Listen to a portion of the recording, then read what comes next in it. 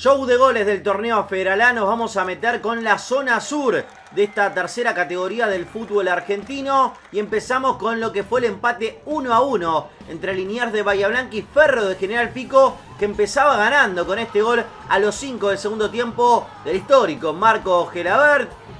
Se acordarán de su paso por San Martín de San Juan, jugó también en Suiza, empezó en Estudiantes de La Plata, entre otros equipos. Bueno, el mediocampista le daba la apertura del marcador, pero el Chivo iba a llegar el empate con ese gol de otro, de los que siempre está, Carlos Palucho Herrera, el ex Villamitre de Bahía Blanca, entre otros. Bueno, a los 12, 7 minutos después, empataba para el equipo local. Un Chivo que sigue sin ganar de local en el certamen, donde solamente acumula un triunfo. Caso contrario, el verde piquense lleva 3 partidos sin perder, con 2 victorias y un empate. Nos vamos ahora a la provincia de Buenos Aires, o seguimos en realidad, porque fue empate 2-2 entre Círculo de Nicolás Otamendi y Peñarol de San Juan. Empezaba ganando el equipo local con este gol de penal a los 45 minutos del primer tiempo de Imanol Enríquez. 6 goles ya tiene en el campeonato, en una tarde que fue complicada, como en gran parte del país,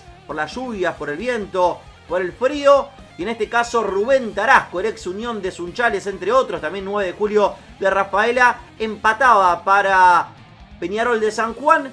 Así ponía entonces el 1-1 y no nos íbamos a conformar con eso, porque también iban a haber más goles ante la mala salida del arquero. 28 de la segunda etapa, Javier Martínez ponía el 2-1 para la visita, con ese pase fabuloso. Creo yo que hubo un error entre el arquero y uno de los defensores, y ante el arco vacío Javier Martínez ponía el 2-1. Pero sobre el final, a los 45 de la segunda etapa, Enzo Astiz de penal, después de que el árbitro lo sancionara, iba a empatar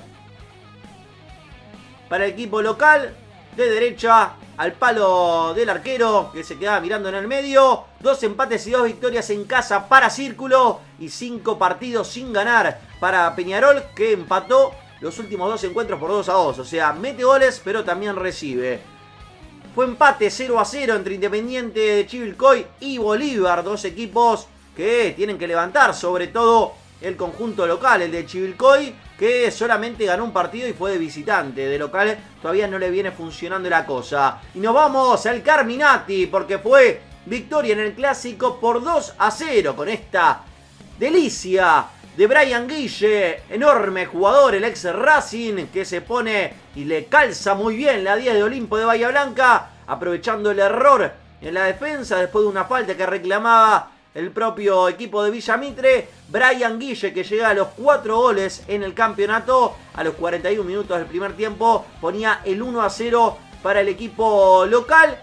Y no iba a terminar ahí, porque con esa asistencia, Cristian Amarilla le iba a poner amarillo y también negro a esta tarde de Bahía Blanca, para que festejen todos los jugadores, todos los hinchas, toda la dirigencia, todos los que estaban presentes, salvo los de Villamitre, por supuesto, en cuanto a este duelo que fue el de Bahía Blanca, 2-0 para Olimpo. Victoria también de otro que está prendido, Camioneros de General Rodríguez, que hace las veces de local en Esteban Echeverría. Venció 2-0 a Desamparados de San Juan, 2 dirigidos para Islas. No pudo ganar todavía el entrenador del equipo sanjuanino, Gonzalo Vivanco, por duplicado, que llegó a los 6 goles en el campeonato en estas 9 fechas. Viene muy pero muy bien el goleador, y también Camioneros como equipo, que está ahí arriba, que no le pierde pisada ni a Olimpo, que está puntero, ni tampoco a Villamitre de Bahía Blanca. Aprovechaba Vivanco el centro al medio del área, y de esta manera entonces le daba por lo pronto la victoria a Camioneros. Nos vamos a San Luis con estas hermosas imágenes que nos regalan desde el canal 13 de esta provincia. Estudiantes 3, Chipoleti 1. Ezequiel Ávila a los 18 de la primera etapa. Así definía, realmente muy pero muy bien. Tuvo tiempo para pensar, para, ¿por qué no?, un par de segundos también para poder disfrutar de lo que iba a hacer. Ahí está la defensa un poco dormida del equipo Puntano. Y así Chipoletti se ponía en ventaja, pero la alegría se iba a quedar en casa porque Maximiliano de ese hogar, de esa casa, le daba entonces el empate parcial a los 20 del primer tiempo, bien digo. Aprovechaba entonces, se puede decir que fue como el primer palo, un poquito más lejos, pero así empataba. Y ya de noche, en las tierras de San Luis, Imanol González, a los 4 de la segunda etapa, ponía la victoria parcial. Y otra vez, y decíamos, los 3 puntos iban a quedar en casa porque estaba Maximiliano, que aprovechaba todo lo que ocurría con la defensa de Chipoletti y le da de esta manera la tercera victoria como local de manera consecutiva para Estudiantes de San Luis, que aún no perdió en los 5 partidos que jugó en su estadio. 3 partidos ganados y 2 empatados. Caso contrario, Chipoletti, que llega y lleva 3 sin poder ganar. Nos vamos a lo que fue una histórica, otra victoria para Argentino Montemaíz, que a los 45 del segundo tiempo, sobre el final, cuando parecía que todo estaba empatado, iba a celebrar este gol de Cristian Chula González para que se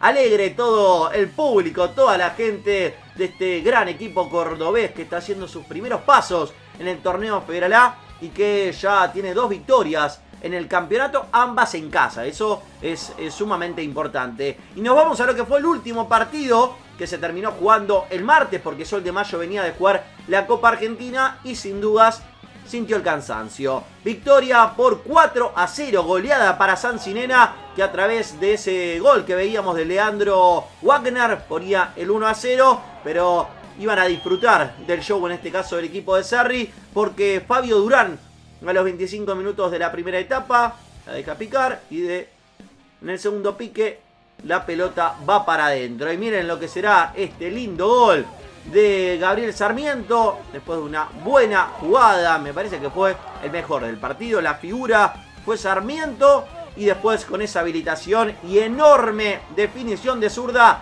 de Matías Recalde. 2 derrotas para Sol, ambas de local. La anterior había sido la fecha 5 ante Juventud.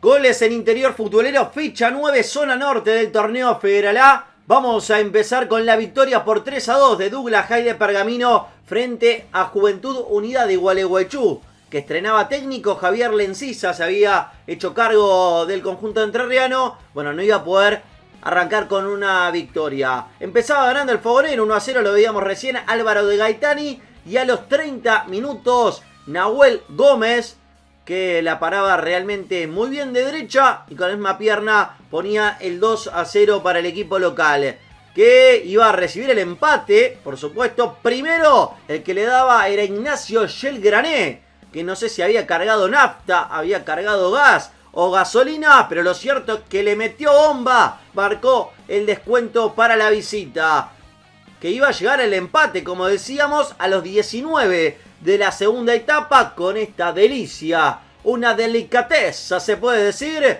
de Sergio Olano, quien en la semana había firmado su primer contrato como profesional y marcaba un gol. Pero todo iba a cambiar la historia a los 38 de la segunda etapa, cuando Raúl Albornoz iba a aprovechar este regalito, se puede decir, del árbitro Joaquín Gil, que vio penal. No se observa bien dónde, pero en definitiva fue victoria de Douglas High de Pergamino. Nos vamos a lo que fue la victoria por 1-0 de Unión de Sunchales ante Atlético Paraná. Con ese penal a los 21 del segundo tiempo, Alfredo Puceto ponía en definitiva el 1-0 final. Fue el segundo triunfo consecutivo de Unión en su casa y ya lleva 5 sin ganar el gato paranaense. Y mientras se cosechaba de fondo, adentro de la cancha impecable, el terreno de juego del Depro, también se cosechaban goles, aunque en la primera etapa por parte de la visita, porque a los 25 minutos Santiago Zapito Gutiérrez anotaba para el Lobo, pero después el equipo local le iba a dar vuelta. A los 3 de la segunda etapa, en el mismo arco por supuesto, Agustín Pastorelli para Depro, de zurda, no la toca nadie. Y era el empate para Defensores de Pronunciamiento, y después de un error en la salida, claro, Deportivo Las Parejas, lo aprovechaba Manuel Rivas, y así a los 12 de la segunda etapa ponía entonces lo que era el triunfo para Depro, que lleva 2 victorias al hilo. Caso contrario, Sportivo Las Parejas lleva 2 derrotas consecutivas como visitante. Fue empate 0-0 entre Sarmiento y Gimnasia de Concepción del Uruguay. Dato destacable, negativo quizás para Sarmiento, que lleva 3 partidos sin poder cosechar la victoria después de un arranque sin dudas prometedor. Nos vamos a lo que terminó siendo empate 1-1 entre San Martín de Formosa y Crucero del Norte, que no le quiere perder pisada a Racing de Córdoba. A los 14 de la segunda etapa, Alex Garay para Crucero del Norte ponía así el 1-0 para el equipo visitante, que se ilusionaba, que quería la victoria, pero Alejandro Toledo de penal ponía en definitiva el 1-1 final. Vamos a ver la reiteración.